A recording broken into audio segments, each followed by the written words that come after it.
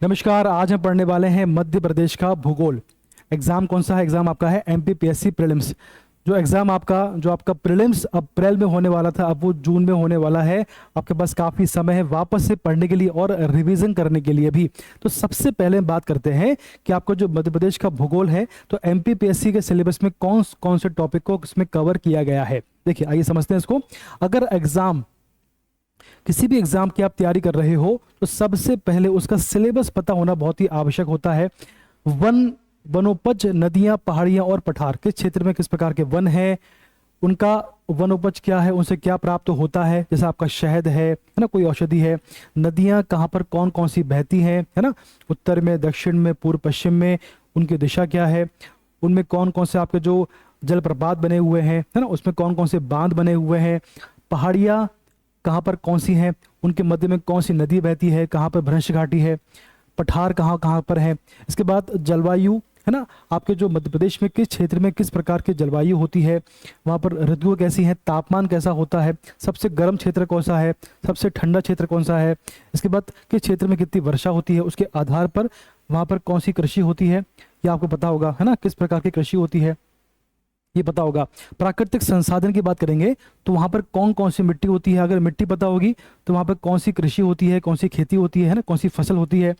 प्रमुख खनिज, अगर आपको खनिज पता होगा तो वहां पर कौन कौन से उद्योग हैं, ये पता होगा। इसके बाद देखें प्रमुख फसलें, है ना, मैंने आपसे कहा फसलें कर लिंक है मिट्टी से। इसके बाद जल संसाधन, फसलों के लिए, कृषि के लिए आपका जल संसाधन का होना बहुत ही आवश्यक है। तो किस प्रकार के हमारे यहाँ पर वाटर रिसोर्सेज हैं। इसके बाद सिंचाई जो है किस किस से होती है और किस क्षेत्र में किससे अधिकतम और कम सिंचाई होती है। इसके बाद में कौन कौन सी परियोजना है, मतलब सिंचाई संबंधी सरकार ने कौन कौन सी परियोजना चालू करी है, ये आपको पढ़ना है। इसके बाद में मध्य प्रदेश के प्रमुख उद्योग, किस क्षेत्र में कौन सा उद्योग होता है। जैसे मैंने आपसे कहा कि खनिज से इनका संबंध है, अगर आपको ये पता होगा कि किस क्षेत्र में कौन सा खनिज है। इसका एग्जाम्पल लेते हैं। अगर आपको पता, इससे आप समझें आप कि अगर आपको जानना है कि एमपी में सीमेंट फैक्ट्री कहाँ पर होती है, एमपी में सीमेंट फैक्ट्री कहाँ पर होती है, तो सीमेंट बनने के लिए सबसे आवश्यक होता है चूना पत्थर। क्या होता है? चूना पत्थर। अब चूंकि आप जानते हैं कि कटनी वाले क्षेत्र में सर्वाधिक मात्रा में उस एरिया में चूना पत्थर होता है, इसलिए उस क्षेत्र में ही जो है सर्वाधिक मात्रा में आपको सीमेंट फैक्ट्री देखने को मिल जाएगी। ठीक, तो ये संबंध है, आपस में लिंक है। जनसंख्या वृद्धि, वितरण, घनत्व और नगरीकरण, ये आपका फैक्चुअल पार्ट है। ठीक, तो ये आपका सिलेबस है। अब बस समझें कि अगर आपको एमपी का भूगोल अच्छे से पढ़ना है, आप चाहते हो कि लंबे समय तक याद रहे, तो उसके लिए आपको पढ़ना होगा मध्य प्रदेश का भौगोलिक विभाजन। तो आपका आज का टॉपिक यही है।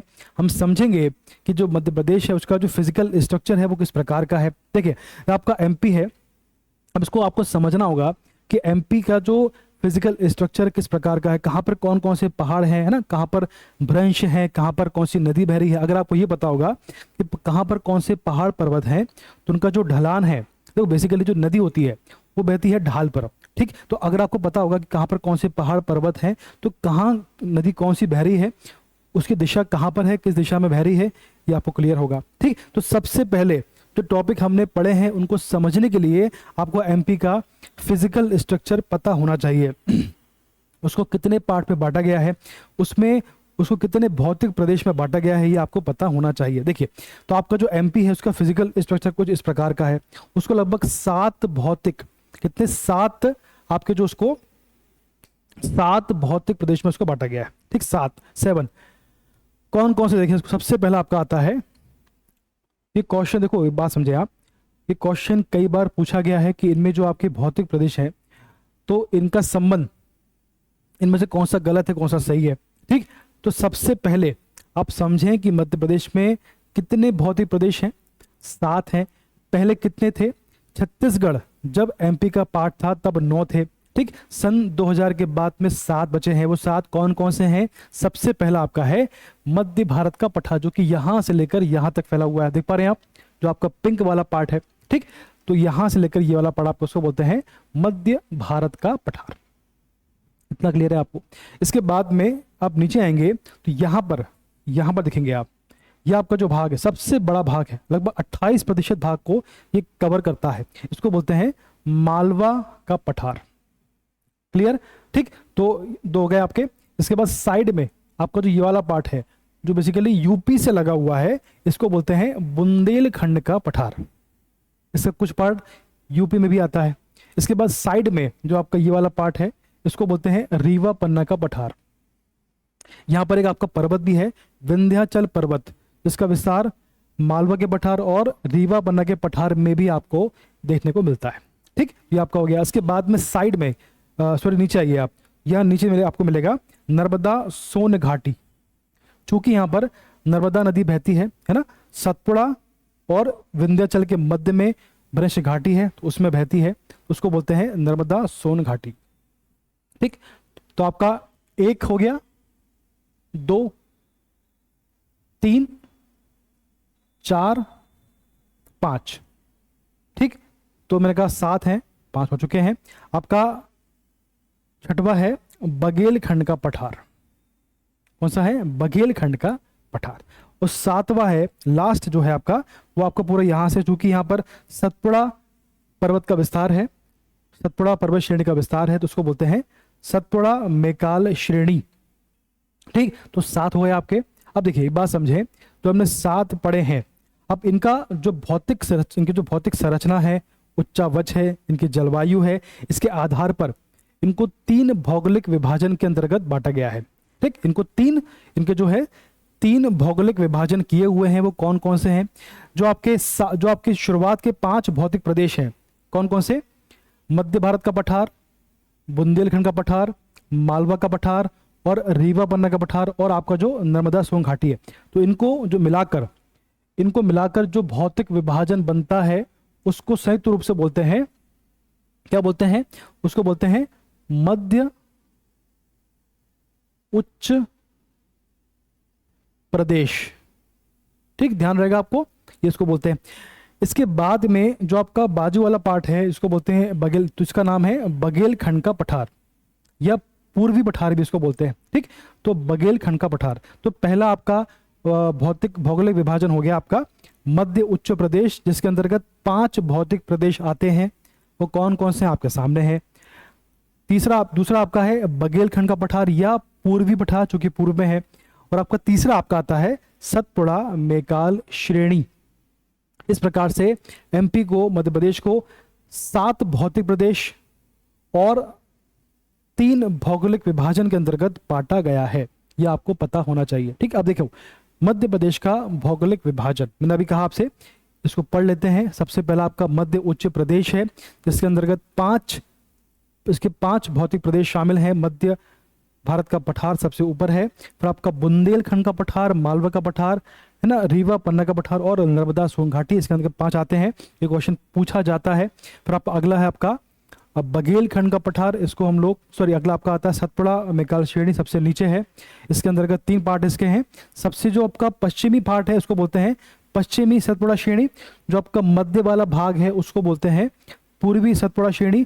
जो आपका सबसे पूर्वी भाग है, जहां पर मेकाल पर्वत श्रेणी का विस्तार है, उसको बोलते हैं मेकाल श्रेणी। और जो आपका सबसे पूर्वी पठार है, इसको बोलते हैं बघेलखंड का पठार। ये आपका तीसरा पार्ट है। ठीक, ये आपका है बघेलखंड का पठार, इसको पूर्वी पठार भी कहा जाता है। तो बेसिकली एमपी को 7 भौतिक प्रदेश और 3 आपके जो है भौगोलिक विभाजन के अंतर्गत इसको बांटा गया है। पहले में 5 हैं, दूसरे में आपके 3 इसके पार्ट हैं, और आपके सबसे इसमें एक ही पार्ट है। इस प्रकार से बांटा गया। अब इसके बारे में बेसिक इन्फॉर्मेशन पढ़ लेते हैं। इसके बाद अगले वीडियो में हम सबको पढ़ना शुरू करेंगे, बारी बारी से डीप में पढ़ेंगे। इतना पढ़ेंगे आप एग्जाम में क्वेश्चन गलत ना हो। चलिए, तो जो आपका बघेलखंड का पठार है, इसको 2 भौतिक प्रदेश हैं, महानदी बेसिन व दंडकारण्य, छत्तीसगढ़ में अवस्थित है। अब चूंकि ये छत्तीसगढ़ एमपी से लगा हुआ था, इसलिए जो आपका मेकाल श्रेणी है, उसका कुछ पार्ट छत्तीसगढ़ में भी आता है। अब देखिए, ये एक बहुत ही प्यारा सा मैप है। इसके अंतर्गत आपको ये समझ में आ रहा होगा कि किस क्षेत्र का कितना विस्तार है, कितने % में इसका विस्तार है, किसका कितना क्षेत्रफल है। इसको हम एक बार पढ़ लेते हैं ताकि आपको याद रहे, आपको समझ में आ जाए।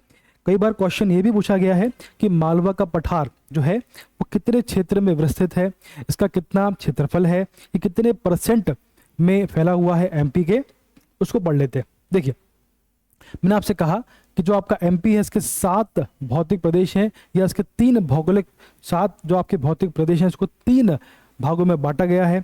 तो सबसे पहले हम पढ़ लेते हैं कि जो आपके 7 जो भौगोलिक प्रदेश है उनका कितना क्षेत्र में विस्तार है, कितना क्षेत्रफल है, कितना परसेंटेज में इनका विस्तार।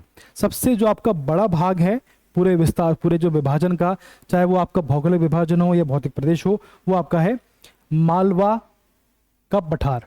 ठीक, तो सबसे बड़ा जो आपका विभाजन है वो आपका है मालवा का पठार, और सबसे छोटा जो है वो आपका है बघेलखंड का पठार 7%।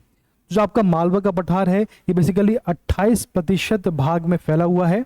एमपी का जो क्षेत्रफल है उसका 28% भाग जो है वो मालवा का पठार कवर किए हुए है। ये आपको क्लियर है।